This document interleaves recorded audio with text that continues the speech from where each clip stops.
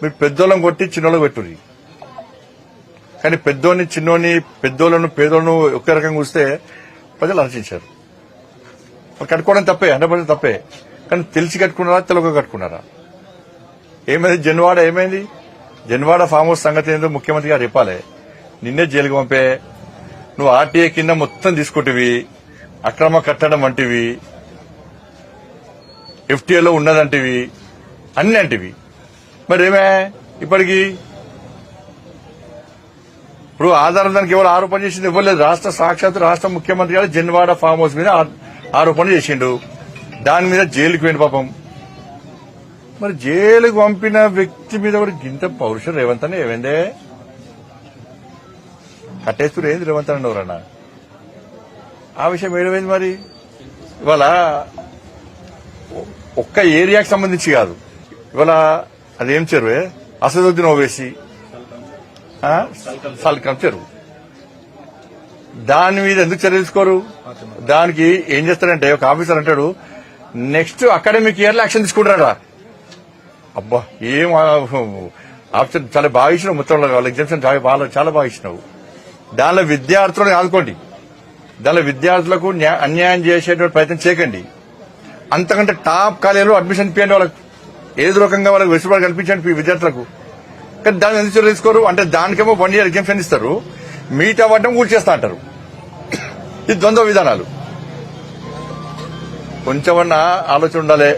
చెయ్యేస్తే మీ సంగతి చెప్తానాడు, వాళ్ళ కాలేజీలో చెయ్యేస్తే మీ సంగతి చెప్తానాడు. మా అటువంటి గుంజుకెళ్తాం లోపలికి. ఇప్పటికే బుల్డోజర్ పెడతాం మేము. మా ప్రభుత్వం అయితే యాక్షన్ తీసుకుంటే అందరూ తీసుకుంటాం. అంటే వాళ్ళు ఇప్పుడు ఎగ్జామ్షన్ ఇచ్చినట్ట ఏమైంది? పౌరుషం అర్థం కాదు నాకు. ఇది పౌరుషం ఏడమైంది మరి? ఇప్పుడు చెయ్యేస్తే సంగతి చెప్తా అంటే వదిలిపెడతారు. ఇప్పుడు అదే విధంగా మీరు ఎగ్జామ్షన్ ఇస్తే, వెసులుబాటు ఇస్తే అందరు చేయేస్తా అంటారు. అందరు చేయేస్తే మీ సంగతి చూస్తామంటారు. అందరికి ఇస్తారా ఇప్పుడు? అంటే పాకిస్తాన్ లో అదేమన్నా బంగ్లాదేశ్ ఉంది. అది దానిలో విద్యార్థులకు న్యాయం చేయాలి. విద్యార్థులు అకాడమిక్ ఇయర్ వాళ్ళు నష్టపోవద్దు. కానీ భవనం సంగతి ఏంది? ఇతర కాలేజీలు నోటీస్ ఇచ్చిర్రు. మల్లారెడ్డి గారి కాలేజా, అనురాగ్ యూనివర్సిటీగా ఇచ్చారు. దానిలో మేము సంబంధించిన ఇవ్వాల్సిందే. కానీ దీనికి ఎందుకు ఇయ్యరు? దీనికి ఎందుకు ఇయ్యరు?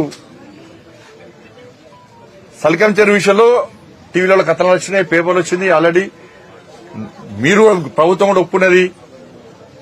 అంటే మిగతా కళాశాల చదివే విద్యార్థులు కాదు, వాళ్ళు మొత్తం నష్టం. కానీ దీనిలో చదువుకునే విద్యార్థులు మాత్రం మంచిగా ఉండాలి, వాళ్ళందరూ మంచిగా ఉండాలి. దీనిలో నష్టం కావాలని కోరుకుంటలేను నేను.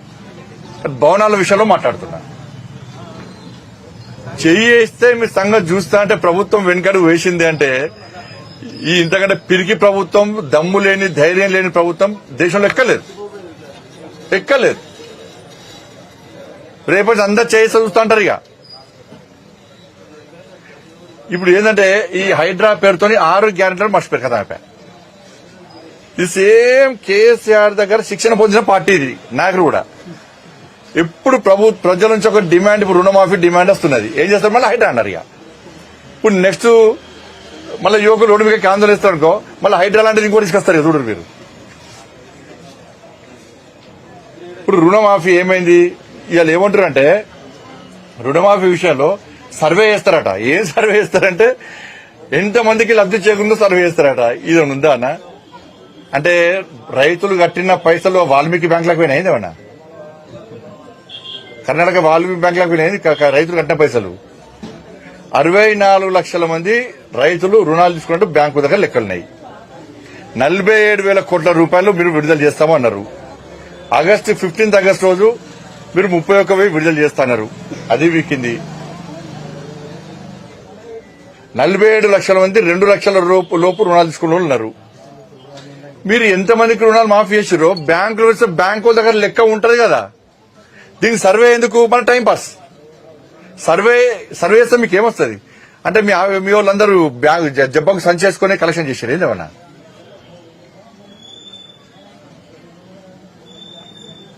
బ్యాంక్ వాళ్ళని పిలిచి మీటింగ్ పెడితే ఏ బ్యాంక్ లో ఏ రైతు ఎంత కట్టిరో లెక్కనే వస్తుంది మీకు. దానికి సర్వే ఎందుకు? మళ్ళా టైం పాస్. రుణమాఫీ అనేది బోకస్.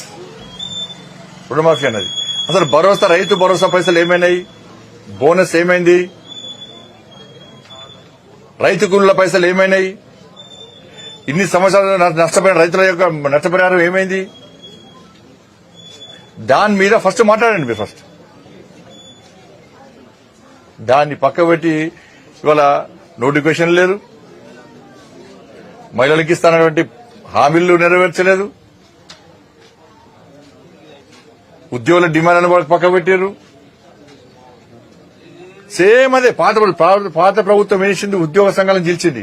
ఇప్పుడు ఈ ప్రభుత్వం ఉద్యోగ సంఘాలను గెలుస్తున్నది. అన్ని సంఘాలను గెలుస్తారు. మళ్ళీ సేమ్ శిక్షణ పొందినటువంటి కరడు కట్టిన కట్టర్ టీఆర్ఎస్ శిక్షణ పొందిన శిక్షణ వీళ్ళు.